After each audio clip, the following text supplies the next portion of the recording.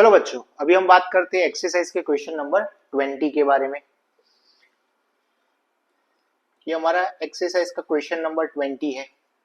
A conducting sphere of radius 10 cm has an unknown charge.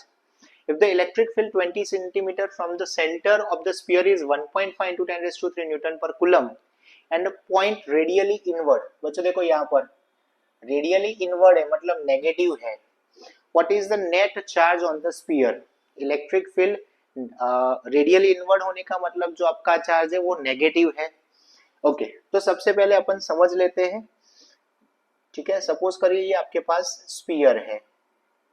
इस sphere का अगर मैं रेडियस की बात करता हूं तो ये मेरा जो रेडियस है वो अराउंड 10 सेंटीमीटर है और मुझे जो इलेक्ट्रिक फील्ड दिया है वो 20 सेंटीमीटर जितने डिस्टेंस पर दिया हुआ है। आर 10 सेंटीमीटर और स्मॉल आर 20 सेंटीमीटर।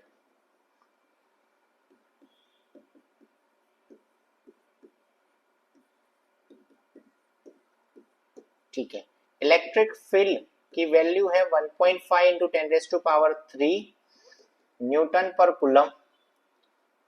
ओके, तो हमारे पास बच्चों फॉर्मूला हो जाएगा E is equal to K Q by R square. That means Q हो जाएगा ई आर स्क्वायर बाय के। चलिए वैल्यू डाल के आंसर लाते हैं। ई दिया हुआ है हमें 1.5 इंटू 10 टू द पावर 3।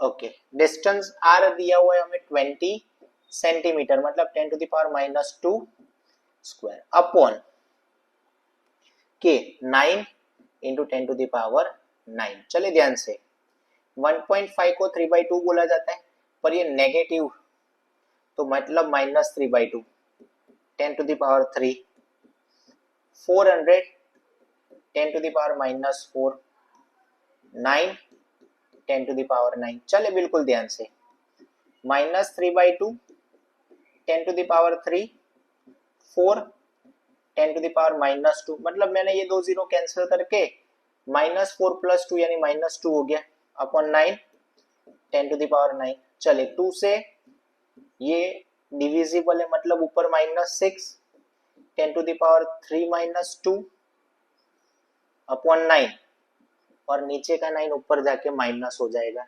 -6/9 मतलब -2/3 इंटू 10 टू द पावर -8। तो बच्चों यहाँ पर अगर हम वैल्यू डालेंगे तो ये हो जाएगा -0.666 इंटू 10 टू द पावर -8 मतलब कि हमारा answer -6.67 into 10 raise to power -9 coulomb मतलब कि -6.67 नैनो कूलम। ये हमारा आंसर हो जाएगा। Thank you.